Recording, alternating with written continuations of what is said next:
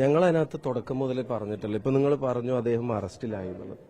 അത്തരം ഒരു ലോ എടുക്കുന്ന ഒരു പ്രൊസീഡ്സിംഗിലും ഒരു പ്രൊസീജിയറിലും അതിന് തടസ്സമായി കോൺഗ്രസ് പാർട്ടിയോ അതിന്റെ ഒരു നേതാവോ ഞങ്ങൾ ആരും വന്നു നിന്നിട്ടില്ലല്ലോ. പാർട്ടിയിൽ അങ്ങനെ ഒരു ആരോപണം വന്ന സമയത്ത് തന്നെ പാർട്ടിയിലെ സസ്പെൻഷൻ കഴിഞ്ഞു. ആ സസ്പെൻഷന് ശേഷം പരാതി ലഭിച്ചപ്പോൾ പാർട്ടി തന്നെ അത് പോലീസിന് കൈമാറി. ഇപ്പോ അതിന്റെ ശേഷം തന്നെ പാർട്ടി ഡിസ്മിസലും കഴിഞ്ഞു, പാർട്ടിയിൽ നിന്ന് പുറത്താക്കുകയും ചെയ്തു.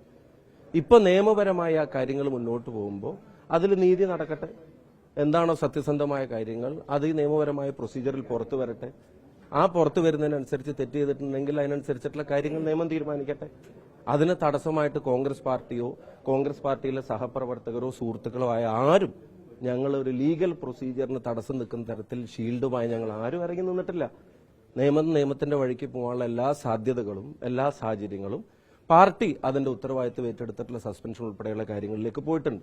പിന്നെ രാജിയെ സംബന്ധിച്ചും പിന്നെ രാജി കോൺഗ്രസ് ആവശ്യപ്പെടുന്നതിനെ സംബന്ധിച്ച് KPC പ്രസിഡന്റും പ്രതിപക്ഷ നേതാവും ആ കാര്യത്തെ സംബന്ധിച്ച് ഞങ്ങളുടെ നേതാക്കന്മാർ പ്രതികരിച്ചു കഴിഞ്ഞു. അവർ പറഞ്ഞു ഞങ്ങളുടെ റെസ്പോൺസിബിലിറ്റി ഞങ്ങൾ നിറവേറ്റിയിട്ടുണ്ട്. അദ്ദേഹം ഇപ്പോൾ കോൺഗ്രസ് പാർട്ടിയുടെ ഭാഗമല്ല. അതുകൊണ്ട് തന്നെ ഫർദർ ഇനി എന്തെങ്കിലും കോൺഗ്രസ് പാർട്ടി അക്കാര്യത്തിൽ ഒരു നടപടിയായി സ്വീകരിക്കേണ്ടതുണ്ട് എന്ന് തോന്നുന്നില്ല എന്ന് KPCC പ്രസിഡന്റും പ്രതിപക്ഷ നേതാവും അവർ കൃത്യമായി പറയുകയും ചെയ്തിട്ടുണ്ട്. അപ്പൊ അതിന്റെ മേലിഞ്ഞൊരു അഭിപ്രായം പ്രത്യേകിച്ച് ഇൻഡിവിജ്വലി ഞാൻ എടുത്ത് പറയേണ്ടതായിട്ടുള്ള സാഹചര്യമില്ല പാർട്ടിയുടെ ഒരു വർക്കിംഗ് പ്രസിഡന്റ് എന്നുള്ള നിലക്ക്. പിന്നെ നേരത്തെ ഞാൻ പറഞ്ഞിട്ടുള്ളത് തന്നെയാണ്, ഞാനുമായിട്ടുള്ള സൗഹൃദത്തെ സംബന്ധിച്ചാണ്. ആ സൗഹൃദവും ഒരു പാർട്ടി നടപടിക്കും ഇപ്പോൾ യൂത്ത് കോൺഗ്രസ് പ്രസ്ഥാനത്ത് മാറ്റുന്നതിലോ അതുപോലെ തന്നെ പാർട്ടിയിൽ നിന്ന് സസ്പെൻഡ് ചെയ്യുന്നതിനകത്തോ പാർട്ടിയിൽ നിന്ന് പുറത്താക്കുന്ന കാര്യത്തിലോ അത് പാർട്ടിക്ക് ഒരു തടസ്സമായിട്ട് അതും മാറിയിട്ടില്ല. Congress as such A party എന്നുള്ള നിലക്ക് ഇത്തരം ഒരു കാര്യത്തിൽ മറ്റേത് പ്രസ്ഥാനവും സ്വീകരിച്ചതിനേക്കാളും ക്ലാരിറ്റി ഉള്ള നിലപാടുകളും നടപടികളും സ്വീകരിച്ചിട്ടുണ്ട് എന്നുള്ളത് നിങ്ങൾക്ക് എല്ലാം ബോധ്യമുണ്ട്. അതുകൊണ്ട് അത് ഇനി അതിന്റെ നിയമത്തിന്റെ വഴിക്ക് നടക്കട്ടെ, അതിന്റെ കാര്യങ്ങൾ മുന്നോട്ട് പോകട്ടെ, അതിന്റെ സത്യവും നീതിയും തെളിഞ്ഞു വരട്ടെ. ഇനി ഞങ്ങളെ സംബന്ധിച്ചിടത്തോളം ഇപ്പൊ നിങ്ങൾ ഇങ്ങനെ ഒരു ചോദ്യം ചോദിച്ചു, ഞങ്ങൾ മറുപടി പറഞ്ഞു.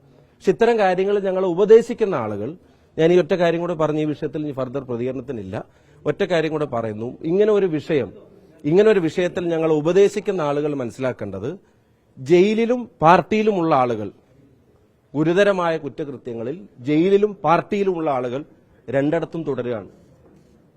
ശബരിമല കേസുമായിട്ട് ബന്ധപ്പെട്ട് ഒരാൾ ജയിലിലും തുടരുകയാണ്, പാർട്ടിയിലും തുടരുകയാണ്.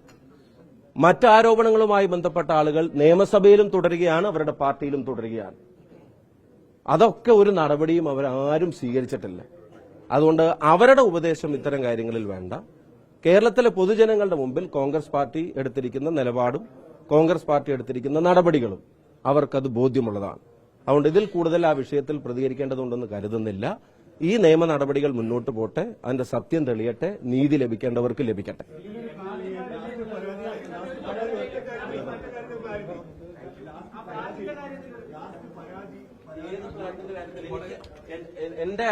എനിക്ക് ഫ്ലാറ്റ് ഉണ്ടെന്ന് ആരെങ്കിലും പറഞ്ഞു?